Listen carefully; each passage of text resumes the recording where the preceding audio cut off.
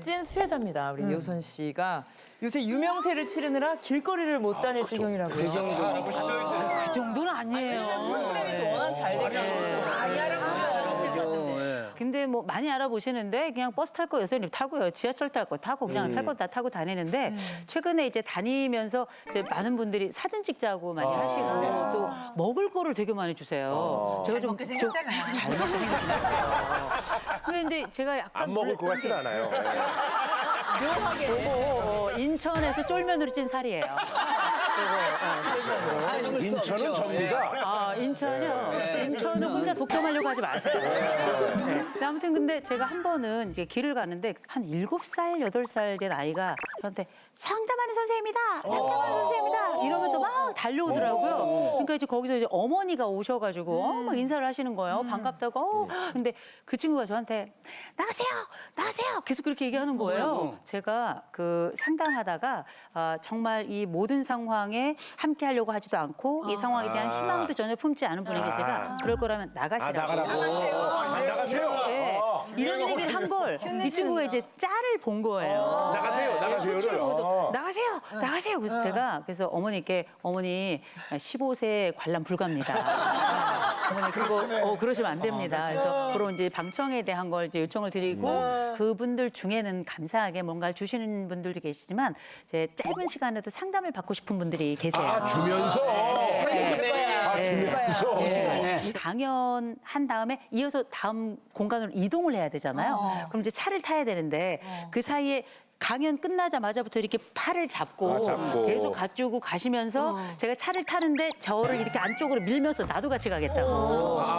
네, 그래서 실제 한 번은 그분하고 같이 제가 청주에서 출발을 해가지고 구미까지 간 적이 있어요. 네, 같이 가면서 이제 이런저런 얘기를 하는데. 아니, 근데. 구미까지 갈 일이 있으셨나요? 그럴 땐 나가세요 그래. 제가요? 내리세요.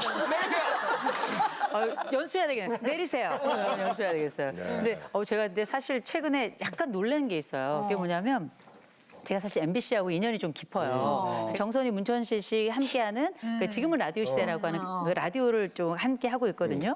제가 그 이제 라디오를 딱 마치고 이제 그 지하 1층에 이제 주차장 있잖아요. 이렇게 내려가서 이제 차를 타려고 딱 가고 있는데 이상순 씨가 이효리 씨랑 함께 이상순 씨가 저한테 오더니 저를 딱 붙잡더니 정말 너무 환하게 웃으시면서 저하고 제 아내가 팬입니다. 이렇게 말씀하시는 거예요. 저도 상담할 게 있다라고 하시니까.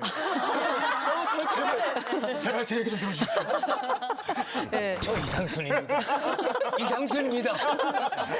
그런데 이제 사실 제가 그 이상순 씨의 오랜 팬이에요. 롤러코스터 1집부터 다 가지고 있거든요. 근데 저도 막 제가 아닌 게 아니라 소녀 감성이 다 폭발을 해가지고 그때 이제 이상순 씨가 저한테 사진 한번 찍어도 되겠냐고. 근데 제가 약간 네, 제가 너무 저도 놀라기도 하고 이런 일을 살다 보니 별일이 다 있더라고요. 네. 지금도 막 가슴이 약간 벌렁거리고 얼굴이 좀 붉어지는데. 너무 좋아요. 우리 저기 이호선 씨가 상담해주다가 본인의 사랑도 이뤄냈다는 게. 분명 대단 좋아요. 아니 이제 저는 저희 남편하고 이제 대학원 다닐 때 만났어요. 대학원 다닐 때 만났는데 저희 남편은 이미 애인이 있었고, 애인이 그때는 이제 뭐 있었고, 남녀관계 아니었구나. 네, 애인이 있었고, 근데 이제 뭐 이렇게 살다 보니까 또 그들도 위기에 또 봉착하더라고요. 근데 제가 약간 그 본투비 상담 뭐 이런 게 있어가지고 그때 이제 이렇게 한 번 만나서 상담하고 저렇게 상담을 하다 보니까 어떻게 이제 그녀랑은 이제 안녕하고 제품에 쏙 안기네요. 이게 스무스하게 이렇게 됐네요. 의도가 있었던 상담이었나요? 방향이? 아니 뭐 꼭 의도가 있었다기보다 그냥 근데 이 남자가 정말 좋은 상담자예요. 좋은 상담자라 저희 아이들 키우는 동안에 저희 애들은 어렸을 때도 무슨 일 있잖아요. 엄마 하고 안 울어요. 아빠 이렇게 울었어요. 그리고 나서 이제 좀 성장해서도 엄마 뭐 이런 일 있어요. 저런 일 있어요. 얘기하잖아요. 그래서 전 얘기 한참 듣다가 그래 그럼 이제 아빠한테 가서 물어봐 이렇게 얘기해요. 그럴 정도로 굉장히 친절하고 따뜻하고 되게 가정적이고요. 그리고 기본적으로는 귀여워요. 보통 귀여운 게 아니에요. 깜짝 놀라실 겁니다. 장점이 화수분처럼 계속 나오네. 제가 그래서 귀염둥이라고 부르죠. 네. 그런 거 싸우고 다투고 뭐 흔히 말하는 위기 이런 건 한 번도 없었겠어요? 아니에요. 저희도 다투죠. 근데 저희는 처음 싸웠던 게 이제 제가 눈썹 문신했을 때 눈썹 문신하고 왔더니 상이라고 하지. 네, 이렇게 원래 하지 말라 그랬거든요. 하지 말라 하지 말라 그랬는데 그랬어, 남편이? 하지 말라 그랬는데 이게 눈썹 맨날 그리기 너무 힘들잖아요. 그래가지고 그냥 아니 뭐 알겠어 싶어가지고 그냥 딱 하고 와서 이제 분을 막 발랐더니 소리를 지르는 사람이 아닌데 창문을 탁탁탁탁 닫더니 내가 몸에 손대지 말랬잖아. 왜 그래? 이렇게 된 거구나. 제가 뭐 그렇다고 해서 뭐 이걸 갈아엎는 것도 아니고 뭘 잘못한 것도 아니고 근데 뭐 좀이라도 변하는 게 싫으셨나 보다. 그러니까 그래서 눈썹에 맺힌 게 많았나 봐요. 얼마나 좋아했는데. 네, 하여튼 뭐 제가 사실은 이제 제가 최근에 발레를 시작했어요. 발레를 시작했는데 사실 옷이 되게 중요하잖아요. 그래가지고 이제 껴서 막 입었는데 저희 남편이 갑자기 뒤에서 막 사진을 찍는 거예요. 그래서 이렇게 사진을 찍어 그랬더니 슬플 때마다 보겠다고. 눈썹으로 화나고 발레복으로 또 화를 풀고 그러네요. 예. 자, 이효선 씨가 이혼 숙녀 캠프에서 인간 회초리로 활동 중이라고요.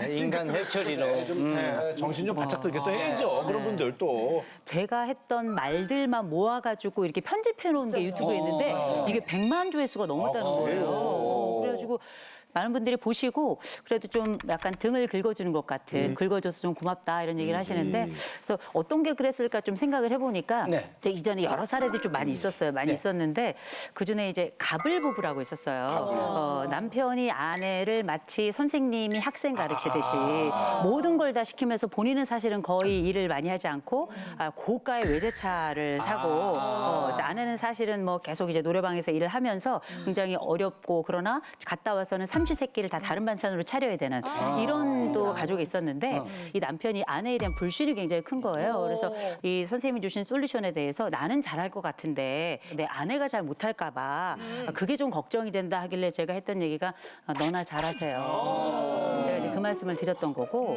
또 하나 이제 남편이 아주 심각한 알코올 중독이 있고 그리고 이제 아내가 모든 생계를 다 책임지는데 이 남편이 24시간 소파에 누워가지고 거기서 먹고 토하고를 계속 하는 거예요. 그 심각한 알코올 중독은 그런 경우들이 되게 많아요. 결국은 계속 술만 마시다가 나중에 영양실조로 사망하는 경우가 되게 많은데 그분이 누워서 자기 스스로 뭐 술을 끊어야죠. 너무 멀쩡히 잘 하는데 근데 지금은 아니라는 듯이 말을 하더라고요. 그래서 제가 제정신이냐. 그렇게 누워서 토하는 사람 누워서 똥도 싼다. 제가 그런 얘기를 왜 하냐면 상담 현장에서는 실제 누워서 토하는 사람들 누워서 똥 싸는 걸 제가 많이 봤거든요. 그래서 그런 얘기를 했더니 근데 이게 틀린 말은 또 아니니까 이런 얘기에 대해서 조금 시원하게 생각하셨고 또 한 경우는 이제 쇼핑 호스트를 꿈꾸는 분이셨는데 벌이는 없는데 씀씀이가 많고 이렇게 꾸밈을 많이 하시는 분이에요. 그래서 그분이 앉아서 이렇게 우는데 또 감성은 굉장히 풍부한 분이세요. 그래가지고 눈물이 콱 맺혔는데 이게 화장이 지워지지 않기 위해서 이게 그 대본을 붙잡고 이렇게 종이를 붙잡고 그래서 저 눈물이 많아서 저 울지 않으려고 했는데 그래서 이렇게 막 붙이는 거예요. 제가 화장 지워지는 게 인생 지워지는 것보다 낫다고 이런 말씀을 드렸었죠. 네, 뭐 맞는 말이네요. 네. 근데 이렇게 원래 그 프로그램에서는 뒤에 이제 댓글을 못 달게 돼 있는데 따로 이렇게 유튜브 하시는 분들이 편집을 해가지고 이렇게 창구를 열어놔서 많은 분들이 이렇게 댓글을 달게 해놓으신 분들이 많은데 거기 보면 막 입에 담을 수 없는 말들이 너무너무 많아요. 근데 저는 이런 말씀 드려요. 실제 거기에 나오는 분들에 대해서 제가 이 말씀을 꼭 드리고 싶더라고요. 뭐 이분들이 어떤 분들이냐면 진짜 지옥에 살다가 저기 가면 빛이 있겠구나. 그 빛 한 줄기 보고 용기 내서 그 자리에 오신 분이에요. 실제 우리 부부 나아지겠다고 이 자리까지 온 거 아니에요? 전 정말 용감하고 정말 전 존경합니다. 그러니 그분들에 대해서 물론 답답한 심정은 알겠지만 오히려 좀 많이 응원해 줬으면 좋겠다. 또 그 아픔 앞에 너무 그렇게 아픔 위에 더 손 얹는 일은 없도록 했으면 좋겠다 이런 말씀을 좀 드리고 싶어요. 네. 우리 저기 사실 그 심리상담 그 변화 아까 말씀하셨는데 뭐 저 보람을 느낀다. 근데 안 바뀌는 사람들도 많잖아. 부지기수 아닙니까? 사실 안 바뀌는 사람이 안 들어먹는 사람도 엄청 많잖아. 안 바뀌는 사람이 대부분이다. 그건 아니에요. 네, 저는 바뀌는 비율이 훨씬 높다. 제 조금이라도 경험으로는. 바뀐다? 네, 그렇죠. 근데 이제 정말 그 망부석 같은 분들이 계세요. 정말 꼼짝도 하지 않고 이런 분들이 10중 8구는 내 문제는 내가 잘한다. 이렇게 말씀하시는 분들이 거의 대부분이라 마치 그 잉카 제국의 면도칼 하나 안 들어가는 벽돌 같은 이런 분들이 꽤 있어요. 얼마나 이런 표현을 쓰겠어. 근데 저는 개인적으로는 이게 고집 센 사람들 좋아해요. 왜냐하면 사람은 고집만큼 살거든요. 그래서 이렇게 고집이 센 분들은 방향 설정만 잘하면 그때부터는 이 좋은 방향으로 또 다른 고집이 생겨요. 그래서 저는 대신에 이제 이런 경우는 꼭 이혼해야 된다라고 말씀드리는 경우가 있어요. 꼭 있어요. 저는 한 크게 3가지 정도는 꼭 이혼을 하시는 게 어떻겠는지를 권해드리는 오히려. 데가 있어요. 네, 가장 첫 번째로는 지속적인 폭력이 있을 때요. 아니, 그건 안 돼. 이거는 폭력이라는 건 반드시 가속도가 그건 안 돼. 붙어요. 맞아. 그래서 또 사람이라는 게 처음부터 이렇게 무지막지하게 시작되지 않아요. 맞아요. 살짝 딱 간을 봐요. 근데 별로 반응이 없어? 또 심지어 나를 쉽게 용서해? 이런 용서 우리가 값싼 용서라고 부르는 거예요. 너무 쉽게 용서를 시작하면 너무 쉽게 다음번 순서가 오는 맞아, 거거든요. 맞아. 두 번째는 아주 습관적인 외도가 있어요. 그냥 습관적인 외도. 그거는 또. 그냥 습관적으로 외도하는 분들은 이건 관계 중독입니다. 관계 중독이라서 이거는 치유의 대상이에요. 치료의 대상이라 그래도 혹시라도 이 사람이 도덕적 실수를 했다 그래도 내가 이 사람하고 살고 싶으면 이때도 너무 빨리 용서하시면 안 되고 반드시 상호 같이 상담받으셔야 돼요. 왜냐하면 그렇게 외도를 한 사람도 문제가 있지만 이것 때문에 상처받은 이도 아팠기 때문에 또 이 관계가 반복될 수가 있기 때문에 꼭 상담 받으시고 마지막 3번째가 중독이에요. 중독은 너무 어려워요. 이를테면 우리가 도박, 도박. 알코올, 뭐 마약, 뭐 이런 것들 속에 취해 있는 사람들은 나오기가 어려워요. 그런 사람들이 내가 건강하고 행복하다 말할 수 있을까요? 안쪽의 인생은 마치 깨진 병처럼 완전 산산조각이 나는 거거든요. 그래서 저는 이 3가지 종류 중에 하나라도 있다면 이건 뭐 지옥이죠. 그래서 저는 웬만해서는 이혼을 권하지 않는 게 결혼은 둘이 하지만 이혼은 가족이 하는 거예요. 아이들이 있기 때문에. 그럼에도 불구하고 이혼을 신중하게 고려해야 될 순간이 있다면 이혼을 하도 저는 이혼 준비도 하고 이혼식도 해야 된다고 생각해요. 이혼식이요. 이건 제가 이제 만들어서 하고 있는 건데 결혼은 다 축가받으면서 공개적으로 하잖아요. 이혼은 몰래 해요. 고통스럽게. 그런데 이 고통의 순간에 이혼 준비 하나도 하지 않고 홧김에 하는 이혼들이 굉장히 많아요.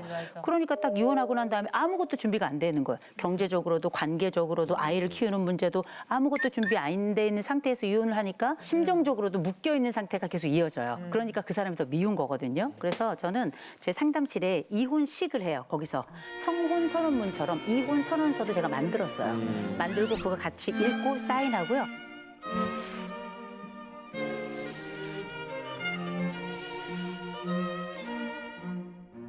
반지가 있잖아요. 반지를 서로 빼서 서로 교환하고요. 각자 가져가는 거고. 그런 제자리로 분들은 돌아가는 그래도 거죠. 나름대로 호의적으로 이혼하는 거네. 그렇게 해야 인생의 마침표가 찍어지거든요. 근데 그렇게 이혼하는 경우가 별로 없어요. 그래서 심지어 이제 그 이혼식 하고 나서 이 반지 갖기 싫다고 뭐 버리는 분들도 파는 분도 계시면 아예 건드리기 싫다고 저한테 놓고 가시는 분들도 계세요. 제가 어떻게 하고 있냐면 제가 5년까지 가지고 있겠습니다. 지금 이제 8쌍께 있거든요, 지금. 네, 8쌍께 있는데 원래는 그 12쌍께 있었어요. 그 4쌍 건 어떻게 했냐면 5년이 지났어요. 그래서 이건 기부를 했죠. 네, 기부를 했어요. 선생님한테 남자 소개 받고 싶어요. 그러면 괜찮은 사람만 올까? 아유, 그거는 힘들어. 소개는 받을 수 있는데요. 저는 이제 가끔 제가 주례를 할 때가 있는데 제가 주례를 한 커플은 이혼한 커플이 한 커플도 없어요. 그러니까. 왜냐하면 굉장히 까다로운 조건이 첫째, 결혼 예비 학교를 4주나 5주짜리 무조건 수료를 둘 다 해야 되고요. 네, 당연하죠. 그다음에 결혼 전에 결혼 전 상담을 각각 10회. 이 결혼을 딱 한 다음에 100일, 3개월 정도 됐을 때 한 번 와서 저를 만나야 되고 1년 지난 다음에 5회씩 상담 받아야 되고 신혼이 끝나는 4년 됐을 때 10회씩 상담 받아야 되고 이혼할 겨를이 없어요. 그거 다 유료죠? 다 유료죠. 도움이 될 겁니다.